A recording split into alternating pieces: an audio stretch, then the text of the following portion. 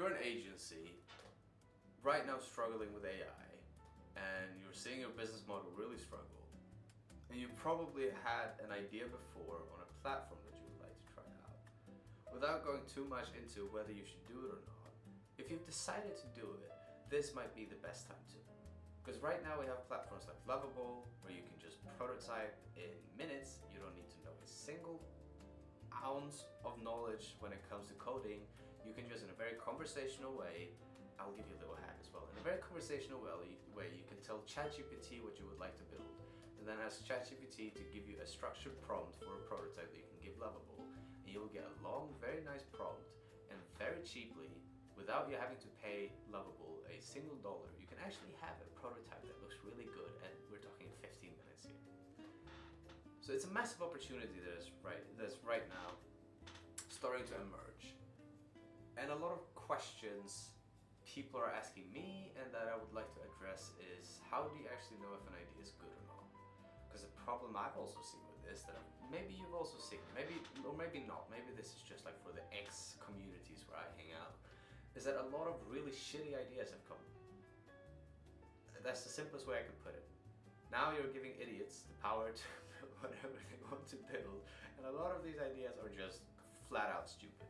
Even if I've seen stupid ideas come from agencies, I've seen stupid ideas come from smart people, I've seen stupid ideas come from freaking lawyers, because they probably don't know platform ideas. And even these young kids that are like tech developers and app builders and whatnot, all their shitty ideas can come to fruition because it's so easy. That's like the barrier to entry is right now gotten so low that anyone can do it, which means that it's a massive opportunity for you as an agency owner. And if you need help doing it, not just prompting Lovable, but strategically repackaging your unique edge and the reason why your agency has grown to the level it's grown to today, and you would like to repackage it to a scalable platform to sidestep the problem of AI slimming your margins and also increase competition, please reach out to Vera. We would love to have a chat with you and help you out. But back to the concept of the video. What makes a shitty idea, and how do you know if you have a good idea or not? Going back to general business ideas, I would like to put them in two buckets. You have the internal one and external ones. Those are the two different ideas, internal and external. The internal are more innovative, and the external are more imitative. Because external, I chose external because it means that when you're looking for an idea, you look externally, and you're basically looking for gaps in supply and demand and where you can fill it out. You see, there's not a sushi place in this little suburban area, and right now they're going to this other suburban area to buy sushi.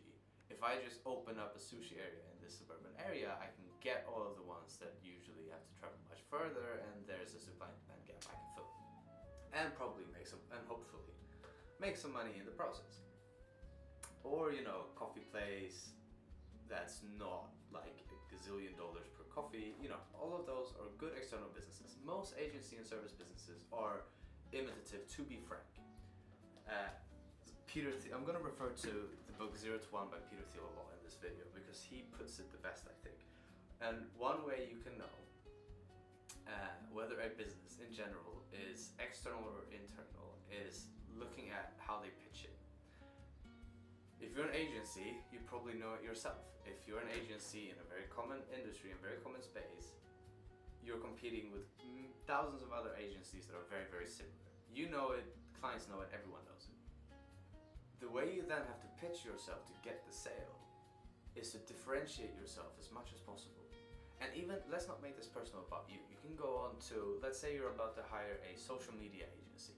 There's a gazillion of them right now, or AI automation agency. Like, there's just too many of them, right? Find 15 of them, go to all of their websites, and you will see that they all describe themselves as so uniquely different to everyone else that it's not even comparable. Even though you look at their offer, it's basically the same. Yeah? That is a great sign of knowing that these are an imitative business, external business, looking at simply supplying the demand out in markets and profiting off of it. And if you go on the opposite side and you got the internal businesses where the idea came internally, which I'll cover later on, why I call it internal is because you can pinpoint them by looking at how undifferent they're trying to be. Because if you come with a whole new idea to a whole new market that you have to test, that you have to get product market fit, you have to get the proof of concept, knowing that it actually works. You have to introduce a whole new solution to the market that the market doesn't really know yet. The way to sell it isn't to say this is a whole new different thing. This is so different to anything you've probably ever done. You know that you'll scare them away then. So they go the opposite direction and go, look, this is basically just like this, but we added this small little change to it. That we're just like Uber and Airbnb but combined. We're just like imagine Uber for electrical scooters, like whatever the innovative idea is. They try to make it as similar to what you already know as possible, so you feel comfortable enough trying. Because otherwise it would scare you away. That's just a fun thing to keep in mind that I wanted to squeeze in. But why do I then call these innovative ideas internal? Well, a lot of people come up with internal ideas. But how do we know if it's a good one or not? And I just took a course in entrepreneurship at university, and I'm not saying this to brag, I'm saying this because it sucked. No one is pretty much talking about this. When you're asked to come up with an idea, you're asked to default to external ideas because they're the easiest. What works and where can you supply demand? Internal ideas are much harder because you can say, oh, this is usually where the shittiest ideas come from, because people think they're smarter than they actually are. Without me talking too much about why most people are stupid and why most ideas suck, the question you should ask yourself to come up or find or define whether your idea is good and has potential or not is, remember this: what is one important truth that very few people agree with you on? Think about that one for a bit. What is one important truth that few people agree with you on? This one is a really, really tough one. But once you crack this, once you have an understanding of this, I can guarantee you that you're better off than most people. And if you just don't give up, you will have the next billion-dollar company. Why? Because you're right now trying to pinpoint what's one truth, one fact about how the world works that most people haven't realized yet. Which means that it's just a matter of time for the rest of the world to realize it. And maybe if you can be the one bringing the world to realize it, you will be the one capitalizing off of it. An example of this would be Airbnb. Their important truth that few people agree with them on was that, especially after the 2008 real estate crash, housing crash, people would be willing to rent out one of their spare rooms in exchange for cash. And travelers would be interested in renting these rooms because they would be much cheaper than hotel rooms, even though it meant living with a random family. Most people said, no, not a chance. People will not do this. We have hotels that have been around for ages. We have hostels. We have so many different solutions. Why would someone pay to basically couch surf in someone else's apartment? Airbnb proved them wrong. Now look at how much money they're processing every month. It's mind-boggling. So that's the question I would like to leave you with, because it gives your business a contrarian thought. And if you can prove, even before you have built your platform, even before you have done any of the technical stuff, if you can come up with facts and figures to show clients or to show investors or to show potential partners that here's an important truth that you found but that most people agree with you on, and you can prove that they will be wrong, so when you prove everyone right, you will be the one capitalizing off of it. Congratulations, you have a great idea.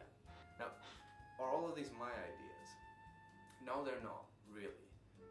If you want to learn more about all of this, I highly suggest that you pick up the book 0 to 1 by Peter Thiel. Let me show it to you.